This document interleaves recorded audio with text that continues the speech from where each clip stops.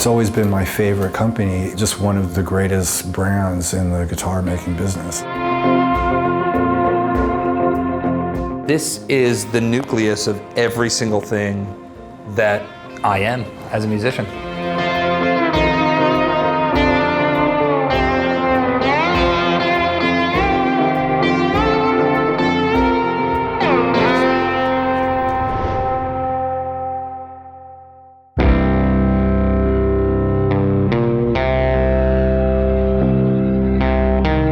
Gibson starts in 1894 when Orville started making instruments and decided he was going to incorporate technology primarily from violins, first into mandolins and then subsequently into guitars. And his thesis was that those concepts that he had observed in other instruments would actually amplify the sound of a mandolin and a guitar. So he went out and first proved that concept by building his first mandolin, which we still have, in 1894.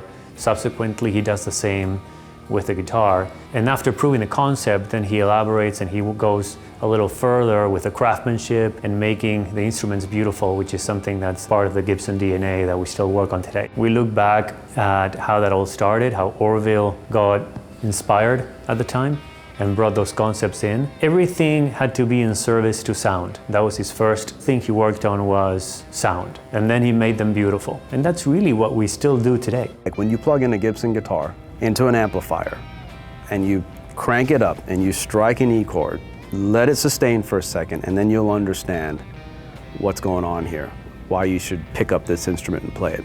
That's it. There's nothing like a Gibson. You know when you hold it in your hands, it's a work of art, it's a high-end piece. We're fortunate to have such a huge portfolio of incredible DNA, more than anything. Such a storied brand overall, and not just Gibson, obviously, but Epiphone and Kramer, and all of our brands have a very unique story to them.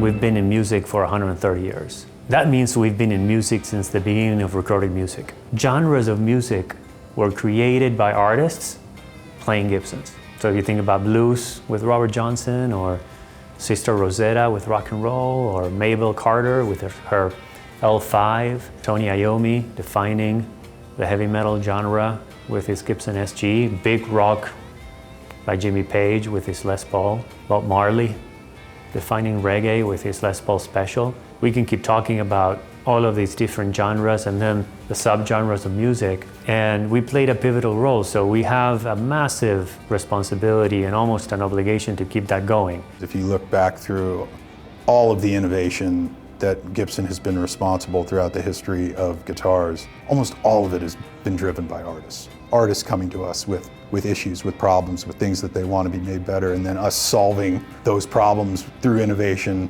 for our artists. I think the artists always have to be first because they're the ones that are making those connections.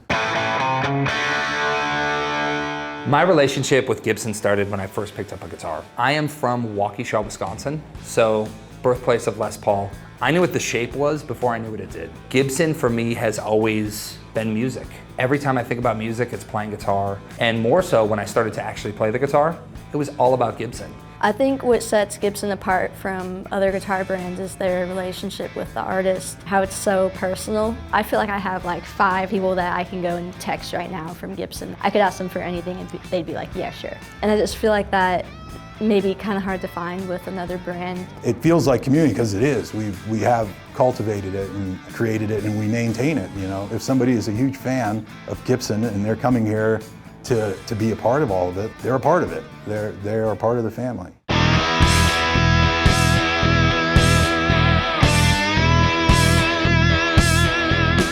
I think I was always supposed to play Les Paul. It's just the guitar that visually and sonically I was really attached to. When I first started playing guitar, the first guitar shape I gravitated towards was a Les Paul, so I had a Les Paul copy. And then that guitar fell apart. I went through trial and error of all the different brands for a few years and ended up back at Les Paul when Guns N' Roses started. And having tried out everything else and going back to that, it's like, that's the guitar. And in 1989, I went to Chicago, went to the NAMM show that happened to be in Chicago. And I went to the Gibson booth. So I was looking at the guitars and I see these string of Les Pauls that they had up on the wall, and they no pick guard, no pickup covers, sunburst. And I was like, talk to the guys, it looks a lot like my guitar. And they said, oh, yeah.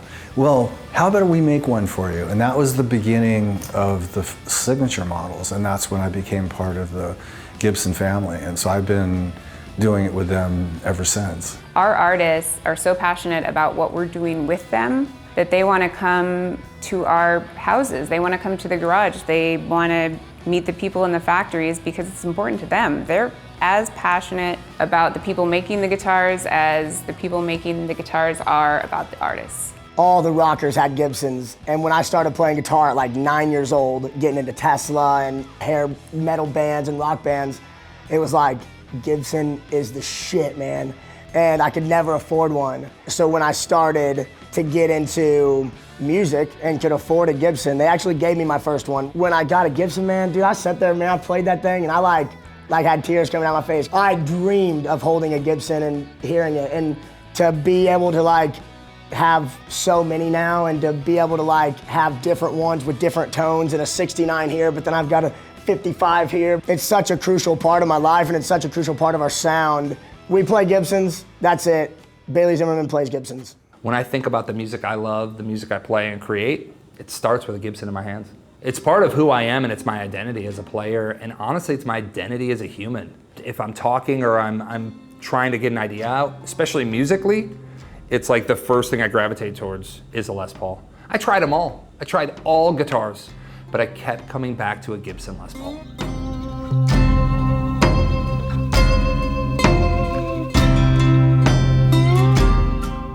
We understand that we have a lot of fans that have literally been decades and decades and decades, passionate about Gibson. So we have to honor that. And at the same time, there's always a new emerging market with younger people, especially for, folks like Sweetwater, our large dealers. Well, we'll do unique and special models for them. We also do our solid core line and then a lot of, hit and run or limited runs throughout the year too to make things interesting. We're always looking for some kind of design that reflects what Gibson stands for. It's kind of difficult to do being a legacy company, and we're known for certain things. They can be a blessing and a curse. The blessing being, well, it's Gibson and it's got a very strong brand name and it has lasted for decades. Curse is that it's really hard to innovate design with it being accepted because it really has to fit in the Gibson rank.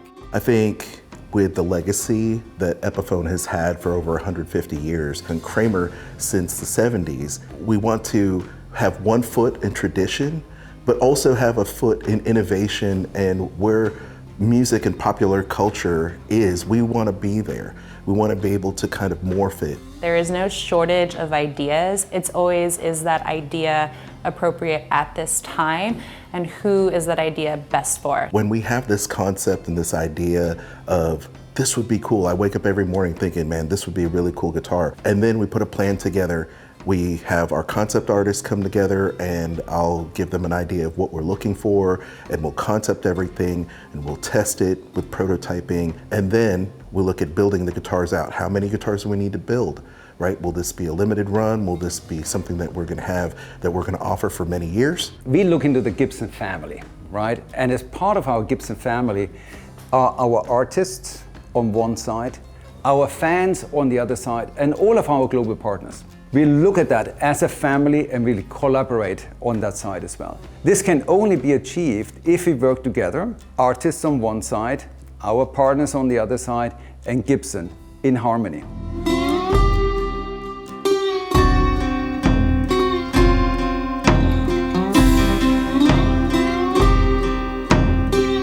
When I think about that legacy and I think about the role that I play as a custodian of that legacy, but most importantly, as a steward of our future, it's also about continuing to make the best guitars we've ever made. So that focus on quality, that focus on sound, in service to sound like Orville, and then making instruments beautiful so that our artists choose Gibson and Epiphone and the rest of our brands.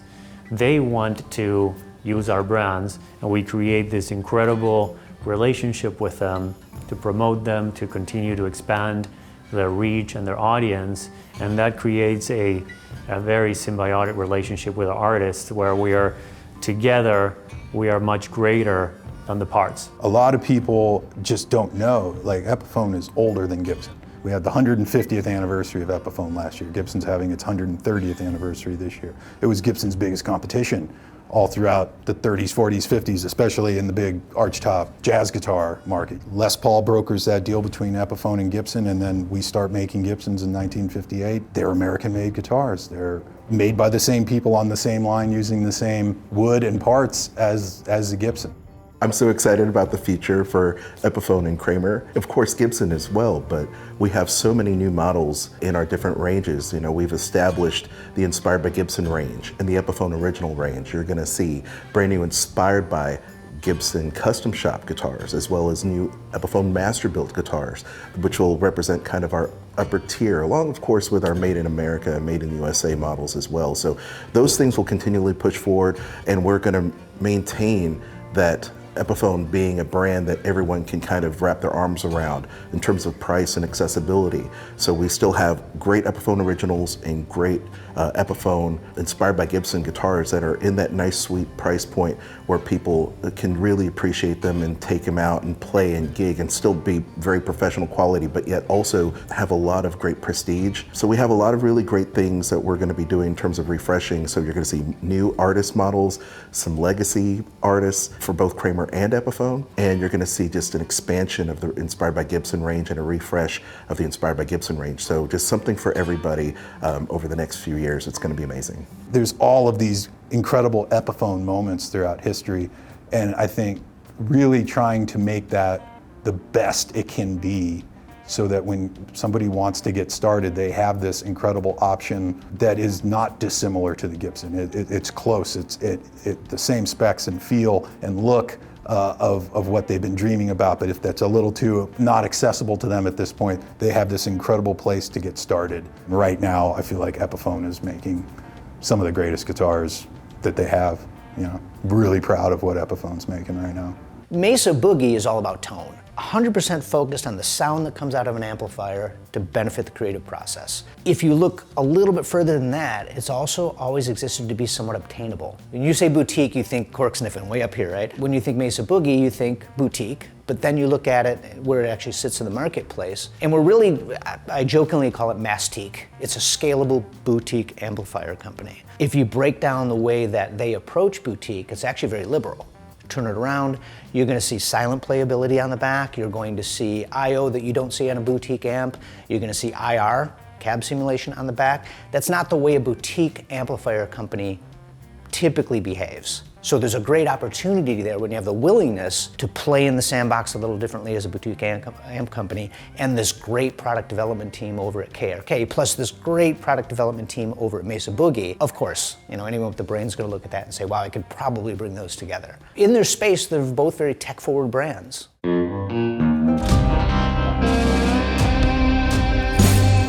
How can we create more engagement and make it maybe fun, more fun for people to pick up and play? So on one hand, obviously working with the artists. If you think about the number one reason why somebody picks a particular instrument is because their favorite artist plays it. And that's something that we've confirmed with multiple studies. And so that comes first. Then we have to back it up by making the best instruments we've ever made, and then by creating fun situations with our Gibson TV network, promoting music with our label, Gibson Records, what we've recently been doing with Gibson Films. And all these content is meant to create that level of engagement, make it fun, make it easy, make it so that people not only want to pick up and learn how to play, but also stick with it. There's so much more storytelling that these guitars have, and those are the stories with Gibson TV that we wanted to focus on. And why are the processes in place? Why do we still do 100-year-old things to make a modern guitar? You know, that storytelling. Who sells them? Who are these incredible stores that have built this legendary reputation for selling guitars? Who are these crazy people that own 400 guitars? And why do they own 400 guitars? And what are the stories behind those guitars? And what have they done with these guitars to create the music that's the soundtrack to our lives, that has created pop culture movements? All of those stories are in the guitars too. And I just felt like those weren't being told, or weren't being told correctly. Yeah, it's cool to know that it's mahogany body and a maple top and it's got set neck and 22, like that's important stuff too. But in terms of inspiring people to want to be a part of it. The Gibson Gear Guide is pretty new. It's only about a year now. I think we've had about 3 million people view the channel organically. But the main thing is we want to keep focusing on how-tos, buyer's guides. Comparisons are super important for us because you may be looking at a Les Paul and an SG and not knowing what those differences are sonically until you actually hear it, and having someone explain it to you in real time and in terminology that you can understand. I think someone out there, on the other side of the tube, what kind of product is going to take them to where they need to be? And that's where we come in.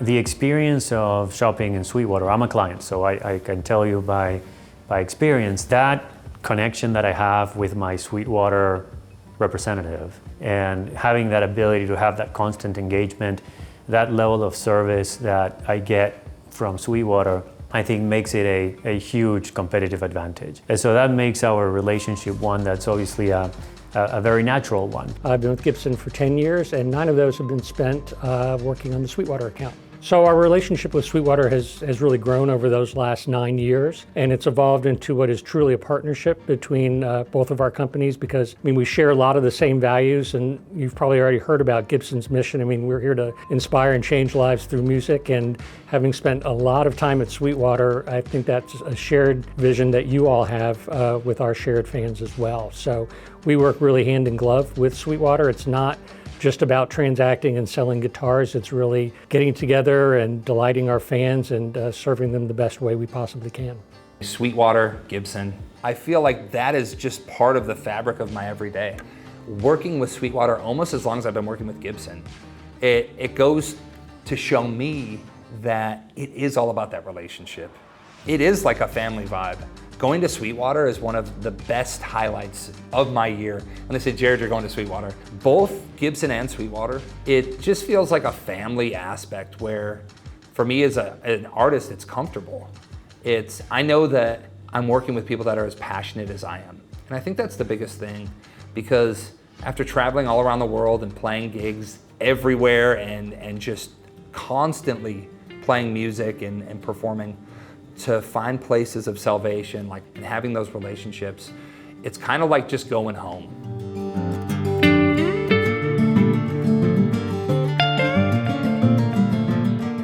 Across the board, we have a very wide range of folks that have incredible stories and incredible talent overall. Even just working here in the garage, some of our management team they're down there on Lower Broadway on Saturday nights gigging. They have as much of an impact on what we're doing from a product standpoint as the crew in the factory. The guitars are so badass. Nobody touches Gibson on shapes, tones, feelings, smells. It's just different. It's just different. Gibson's just different. To me, what sets Gibson apart is the relentless pursuit of making music. Building instruments that feel, sound, and they're absolutely dialed in as players. We have to be the chief storytellers, not only for ourselves, but I think being on the forefront of where the cultural evolution in music is going. And we feel a responsibility that we need to be right there. I think the North Star for Gibson is to